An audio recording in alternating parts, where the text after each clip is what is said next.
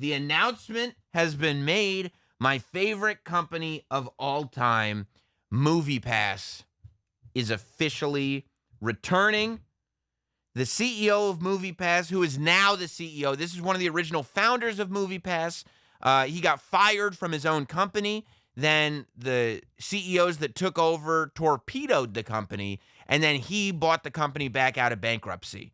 So now he's back in charge, and he thinks MoviePass 2.0 is going to be the way to go. Hot Dog, you remember MoviePass. MoviePass, the reason I loved it so much was just because, I mean, it was such a disaster, and there's no way that it couldn't be a disaster. What they did was they set up a company that had a baseline cost of $10 a month. It was a subscription fee, $10 a month, and they gave you a MoviePass debit card. And what you would do is you'd go to the MoviePass website. They had all the movie theaters on there, and for $10 a month, you could use that debit card to buy any movie ticket you wanted, unlimited movie tickets, just one, not for a friend, just one, but unlimited movie tickets. You buy the ticket online, you go to the movie theater, you put your MoviePass debit card in the machine, the ticket spits out, and there's no money besides the $10 a month that you're paying. If nobody ever goes to the movies, but they keep paying for MoviePass, then the company will be extremely profitable. But if they go to see any movies, it won't be profitable.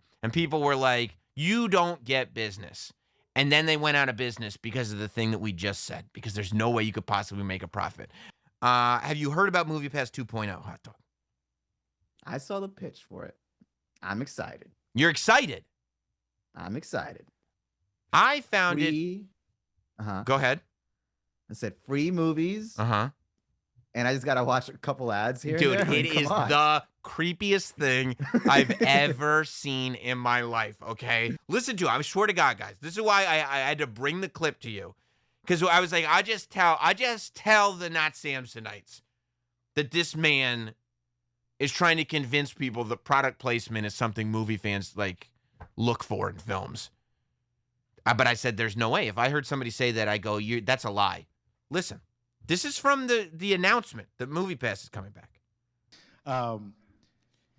So we all love. He almost said we all love. He was about to say we all love product placement, and he couldn't keep a straight face. He's like, no, I can't go that far. Listen. I'll speak for myself for a second. Good. I love product placement in movies. What? I love the cars. Oh, I my love God. The watches. I love the clothes. Oh, my God. I'm that person that I sometimes have a notepad and I'm writing down. Listen to why he's talking about how great product placement is. And I'm on the computer trying to figure out what suit is he wearing. I'm that guy. That's not a guy. And I'm that guy. You're the only one. That's not a type. Like that's not a personality trait on you. One of the things is, believe it or not, Madison Avenue spends $11 billion a year in product placement. Right. So that's, by the way, Madison Avenue spending $11 billion a year on product placement is not to our benefit. If you're talking to like, this guy is confused. This is a meeting that you're supposed to have in a dark room with 5 other executives about how we're going to trick people into watching ads. This is not get one over on them. This is not the public, Pete. Exactly. You don't go and say, like, Madison Avenue has spent $11 billion on product placement because you guys love it so much. That's not why they spent it on product placement. They spent that much on product placement because they're trying to trick people into watching advertisements. That's what product placement is. It's tricks. If the box office is $11 billion a year and product placement is $11 billion a year, don't you think it makes more sense that they just spend that money with us instead of needing to try and get to us? Maybe they could just speak to us directly. So, pre-show, what? The concept. Like, he knows as he's saying it that doesn't make sense. I mean, if they just give me the $11 billion, I'll just show you the ads. Like, how would that doesn't benefit us whatsoever. His pitch. It doesn't benefit any aspect of this transaction. Not him, not the advertisers, not us, no one. Well, I mean, him. Him, only him. Like, he's no, like, him. he's like, my pitch is that they give me the money and I force you to watch the ads.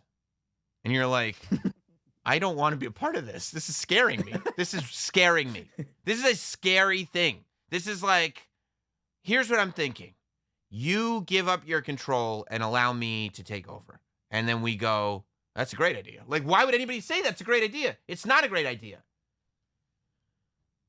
Concept that we had was, why are we trying to have them go and spend third party to get to our attention? Right. Maybe what we could do is let me watch that content, and you.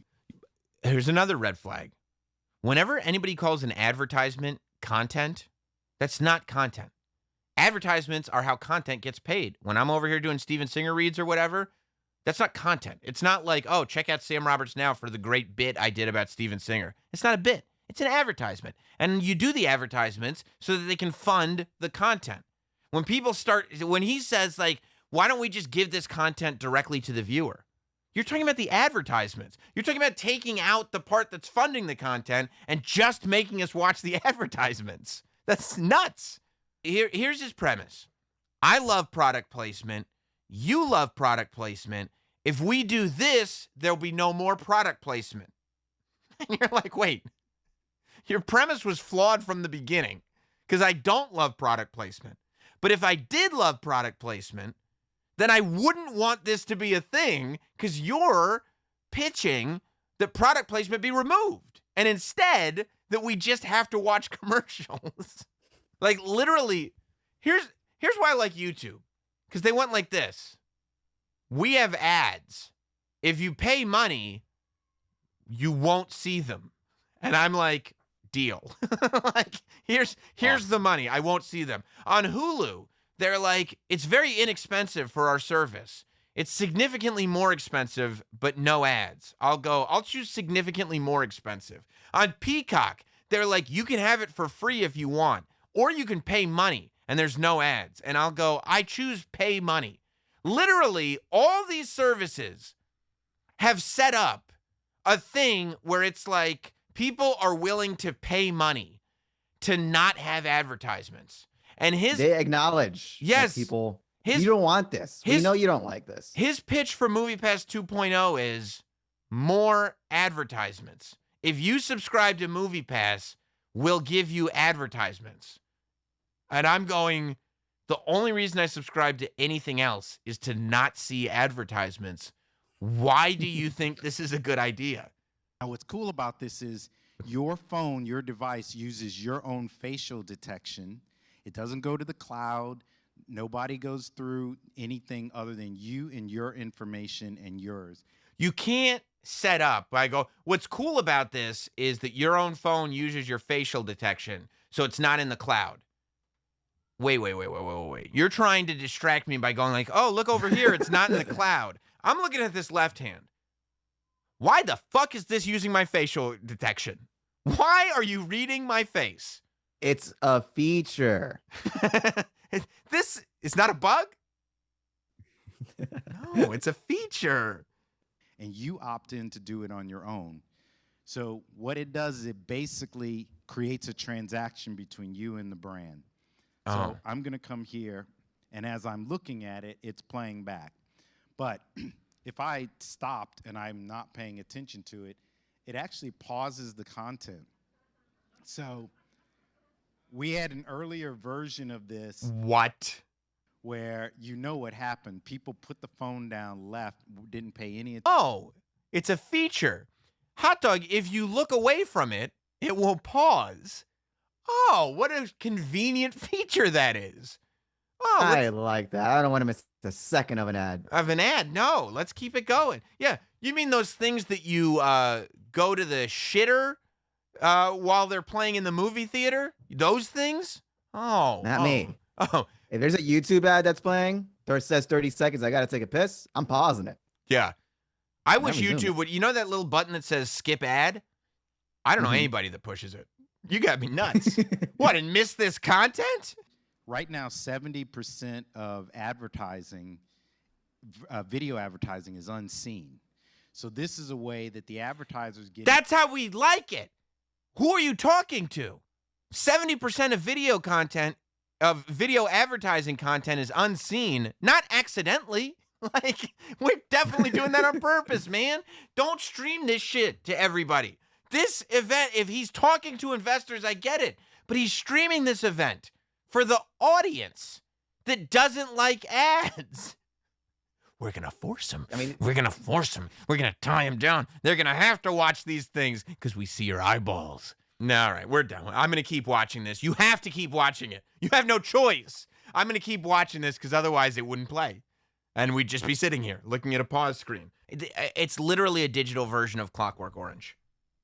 It's a digital version of Clockwork Orange where they're just like, welcome to MoviePass. Well, enjoy the show. If you want to watch the movie, you got to watch this ad, but I have to blink. It hurts so much. No, you won't get your movie credits. It's terrible, and it hurts. Not comfortable at all. No, it's awful.